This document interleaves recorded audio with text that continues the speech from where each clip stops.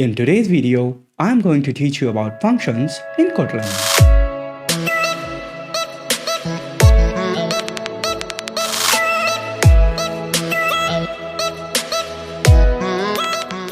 Hello and welcome to Learn with Tam. I'm Tarique Ali Mirza and my goal is to make you a kickass Android developer. If you are new here, I suggest that you watch this series from the beginning to get the most out of it. In the last few lectures, we have covered the various collections available in Kotlin. In today's video, we are going to learn how to create and use functions in Kotlin. So, without further ado, let's jump right into the system and get started. To begin, open Android Studio.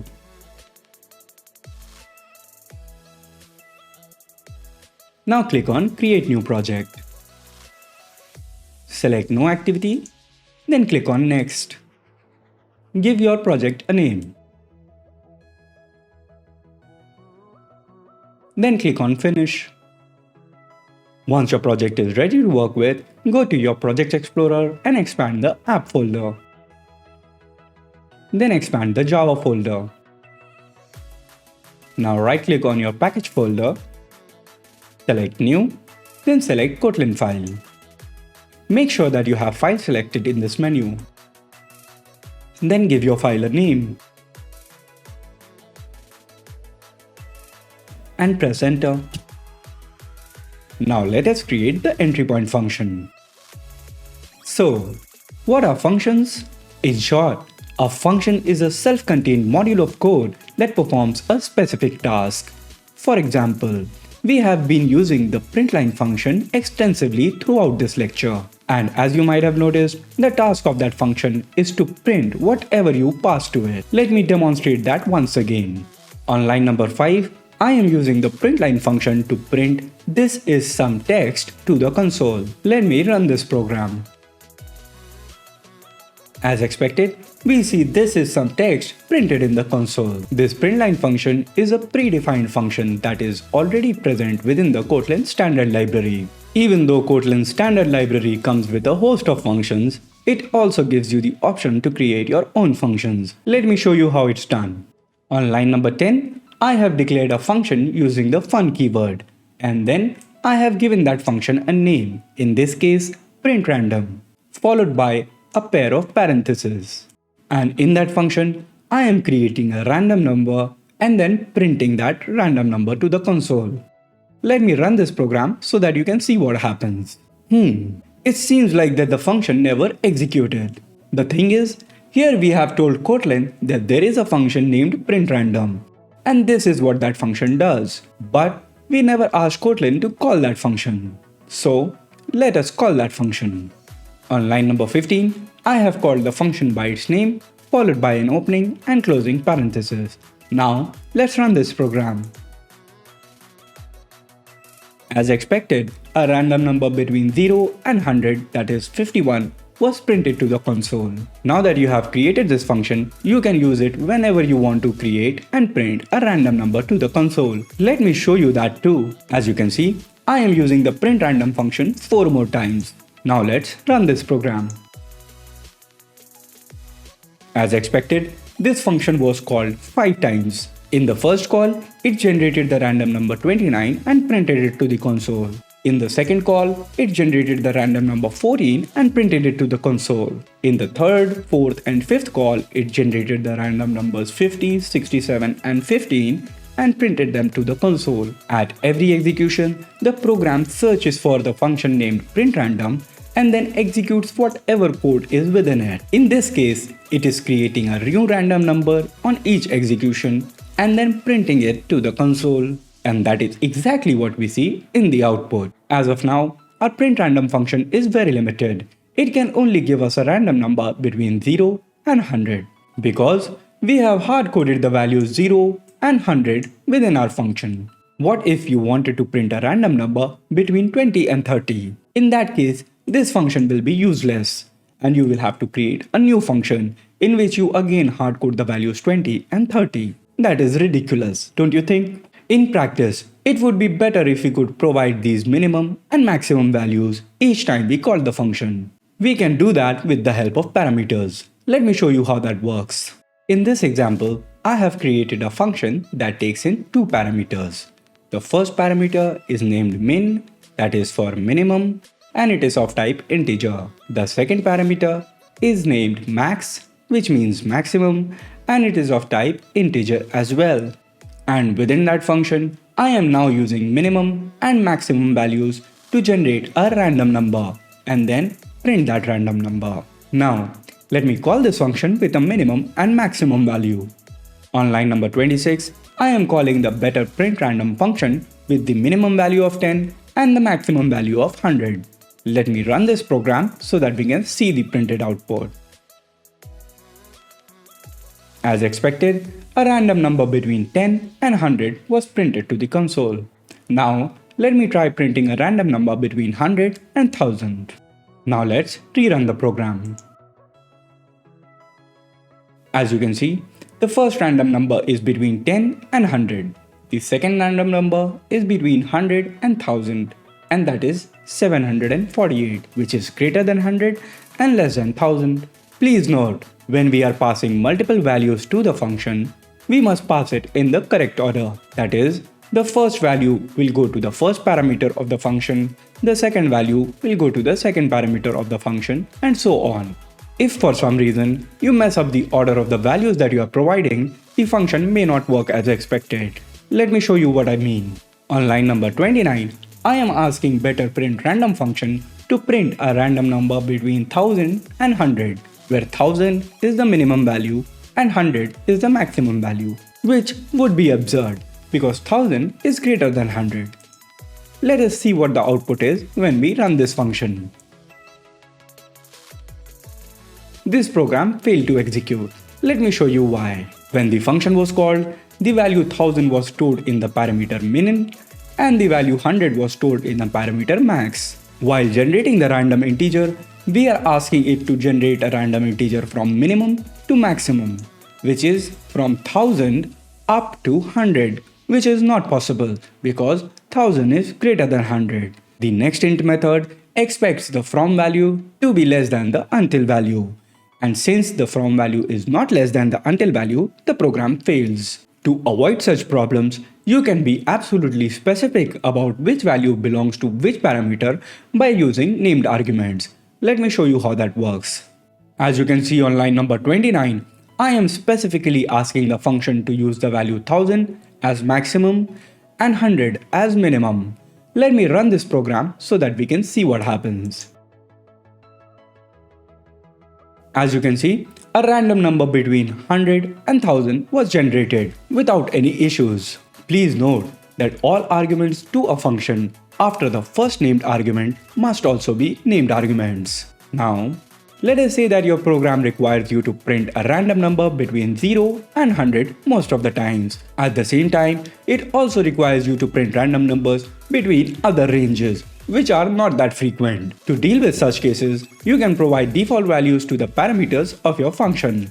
Let me show you how that works. I have created a new function named bestPrintRandom, and to this print function, I am passing two parameters. The first is min, the second is max, and both of them are of the type integer. That is the same as the previous function. But this time, I am asking my function to use 0 as the default value for min and 100 as the default value for max. So, while calling this program, if I do not provide any arguments to it, then the default values will be used.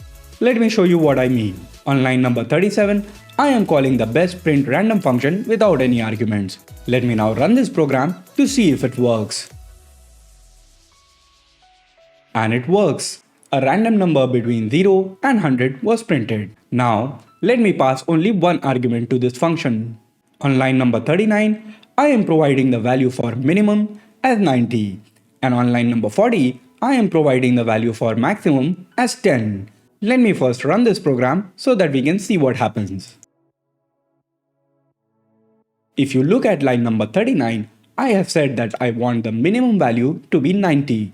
And by default, the maximum value is 100. So, the random number is generated between 90 and 100, and 97 is between 90 and 100. In the last output, the random number 9 is printed. If you look at the argument for the last call to the function, I have said that I want the maximum value to be 10, and by default the minimum value is 0. So a random number between 0 and 10 has to be generated and printed, and 9 is between 0 and 10. Now let me show you another example in which I will override both minimum and maximum values of the function. In this example, I am asking my function to use 140 as the minimum value and 160 as the maximum value while generating the random number. Let me run this program to see what happens.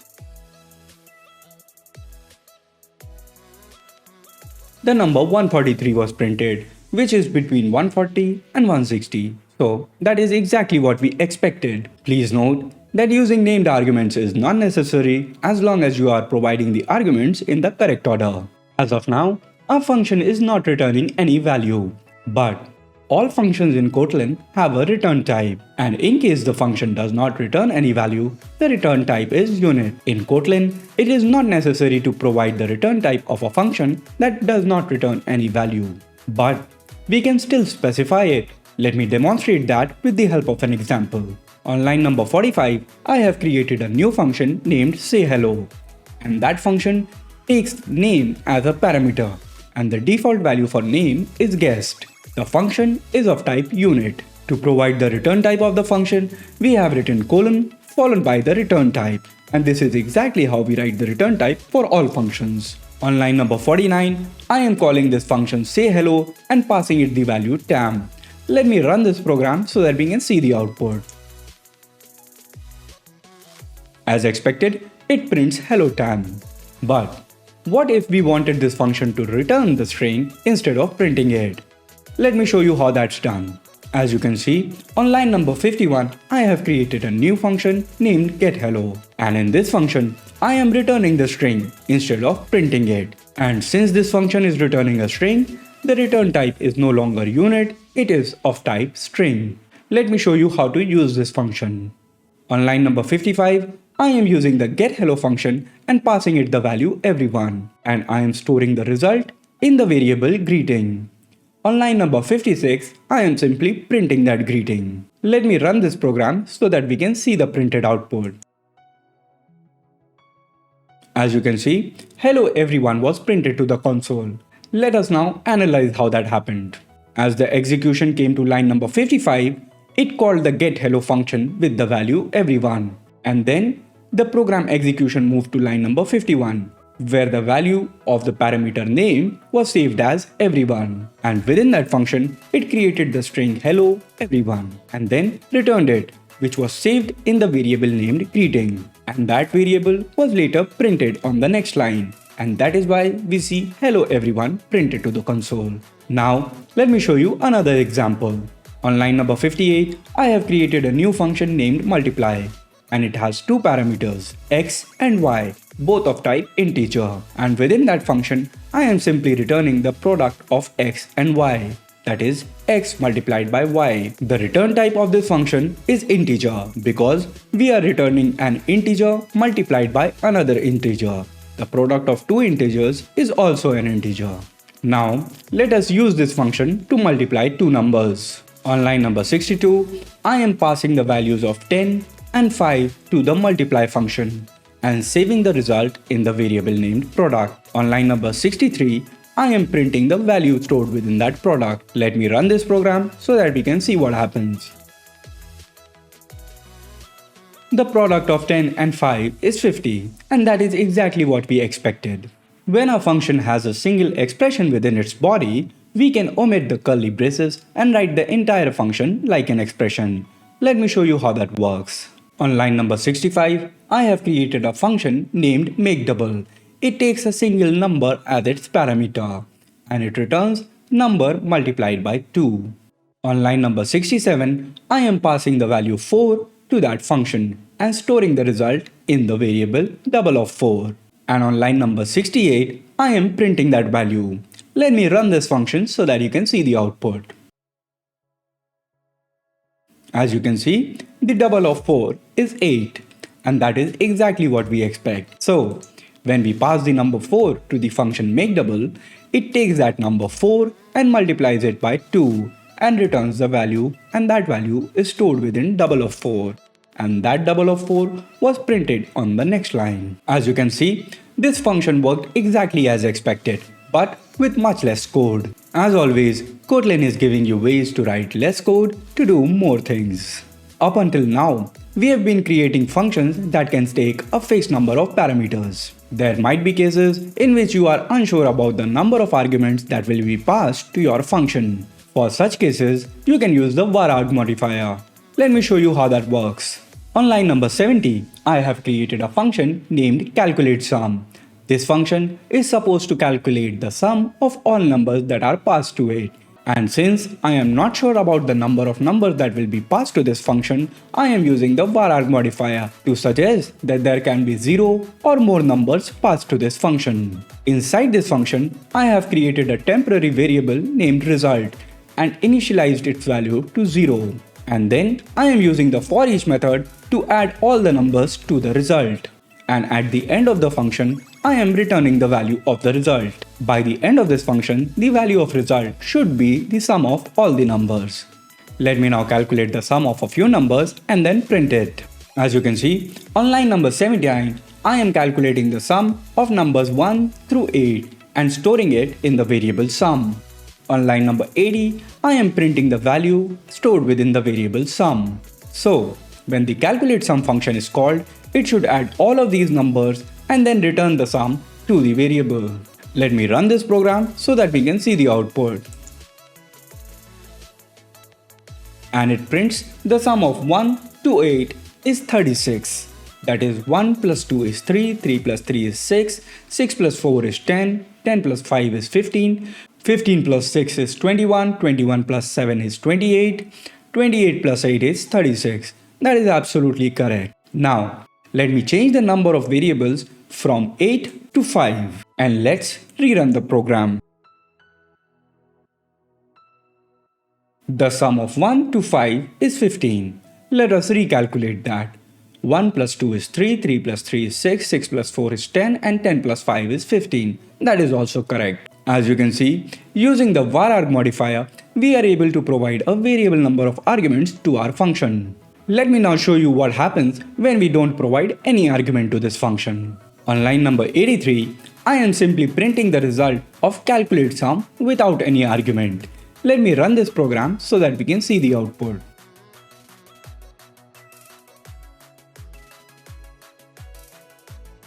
So, as you can see, whether we provide no arguments or provide multiple arguments, the function works exactly as expected. And that is the advantage of the vararg modifier. We have learned a lot about functions in today's video, but there's a lot more to learn. However, that will be covered later during the series. For now, I think it is about time that we covered object-oriented programming in Kotlin.